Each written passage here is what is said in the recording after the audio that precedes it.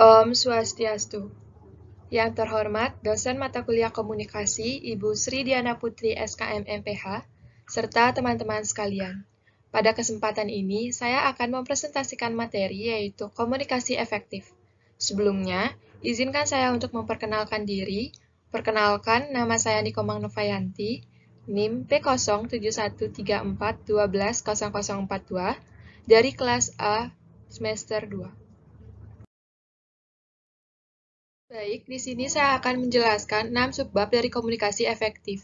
Yang pertama yaitu mengenai pengertian komunikasi efektif, yang kedua ada tujuan dan fungsi komunikasi efektif, yang ketiga ada prinsip komunikasi efektif, yang keempat penerapan komunikasi efektif, yang kelima ada tipe komunikasi efektif, dan yang keenam ada hambatan dalam komunikasi efektif. Yang pertama yaitu mengenai pengertian dari komunikasi efektif. Sebelum kita masuk ke pengertian komunikasi efektif, ada baiknya terlebih dahulu kita tahu apa itu komunikasi secara umum. Komunikasi merupakan suatu proses penyampaian pesan, bisa berupa ide ataupun gagasan dari satu pihak ke pihak yang lainnya. Sedangkan komunikasi efektif merupakan pertukaran informasi, ide, ataupun perasaan yang menghasilkan perubahan sikap sehingga terjalin hubungan baik antara penerima pesan dan pengirim pesan. Yang kedua, yaitu mengenai fungsi dan tujuan komunikasi efektif, di mana komunikasi efektif ini mempunyai 5 fungsi. Yang pertama yaitu fungsi informasi.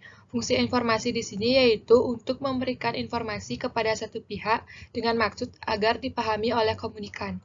Yang kedua ada fungsi ekspresi, yaitu bisa berupa penggambaran perasaan dan pikiran komunikator tentang sesuatu hal yang dia pahami. Yang ketiga yaitu fungsi kontrol.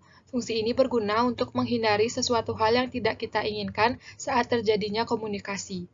Yang keempat yaitu fungsi sosial, berhubungan dengan rekreatif, dan juga hubungan baik antara komunikan dan komunikator.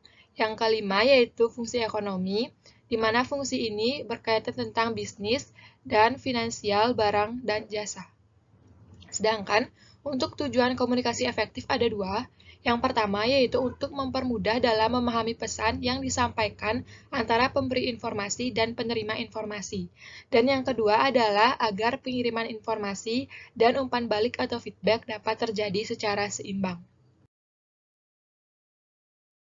Selanjutnya yaitu mengenai prinsip dari komunikasi efektif, di mana terdapat 5 prinsip komunikasi efektif. Yang pertama yaitu respect. Respect merupakan sikap untuk menghargai satu sama lain atau saling menghargai.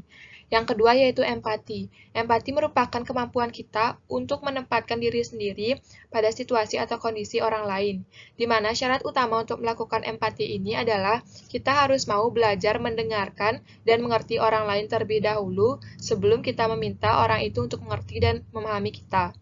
Yang ketiga yaitu audible. Audible yaitu pesan yang kita sampaikan sudah diterima baik oleh penerima pesan.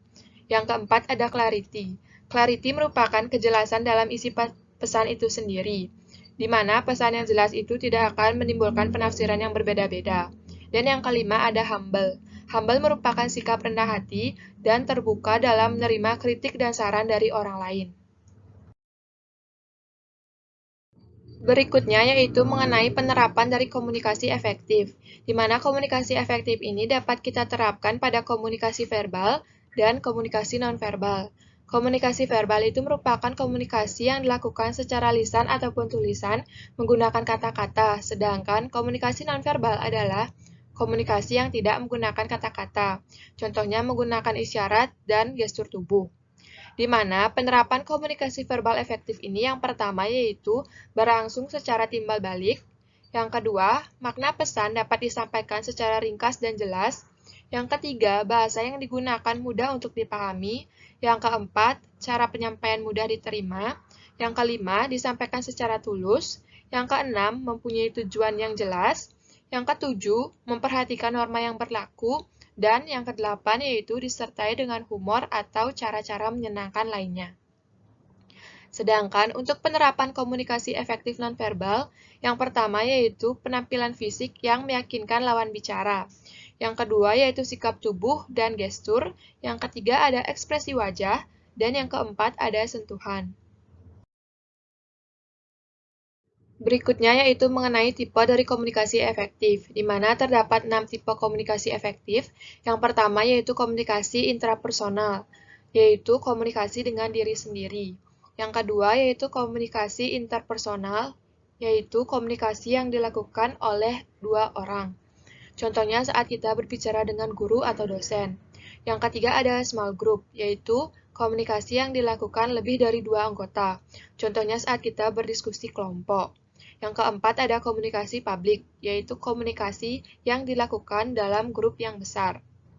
Yang kelima, ada komunikasi massa, yaitu komunikasi yang menyampaikan pesan dalam jumlah yang banyak kepada beberapa orang sekaligus pada saat yang bersamaan. Komunikasi massa ini biasanya menggunakan media seperti media elektronik dan media cetak. Yang keenam, ada komunikasi interaktif, yaitu adanya stimulus dan respon. Hambatan dalam komunikasi efektif. Hambatan merupakan faktor-faktor yang dapat mengganggu pengiriman pesan dan dapat mengubah makna dari pesan yang dikirim. Adapun hambatan dalam komunikasi efektif, yang pertama yaitu perbedaan status sosial antara komunikan dengan komunikator. Contohnya adalah seorang karyawan yang harus patuh dan tunduk dengan atasannya, sehingga dia takut untuk menyampaikan pendapat dan aspirasinya. Yang kedua yaitu problematik, yang menyangkut bahasa yang digunakan oleh komunikator dalam menyampaikan pesan. Yang ketiga, distorsi persepsi. Penyebabnya adalah adanya perbedaan cara pandang yang sempit pada diri kita dan cara berpikir pada orang lain. Selanjutnya yaitu perbedaan budaya. Dalam suatu organisasi akan terdiri dari banyak orang yang berbeda dari suku, ras, budaya, dan agama. Dan ada beberapa kata yang menimbulkan tafsiran yang berbeda pada setiap suku. Selanjutnya yaitu gangguan fisik. Gangguan fisik ini berupa lingkungan sekitar, seperti suara riuh orang-orang, suara hujan deras, ataupun petir. Selanjutnya yaitu keterbatasan dalam saluran komunikasi. Gangguan ini terletak pada media yang kita gunakan. Contohnya kita menggunakan telepon yang tiba-tiba jaringannya terputus. Dan yang terakhir yaitu tidak adanya umpan balik atau tanggapan, di mana dalam hal ini komunikasi akan terjadi secara satu arah dan tidak efektif. Demikian yang dapat saya sampaikan pada presentasi kali ini. Saya ucapkan terima kasih atas perhatiannya dan saya mohon maaf apabila ada salah dalam pemaparan materi. Akhir kata saya tutup dengan Paramasanti. Om Santi Santi Santi Om.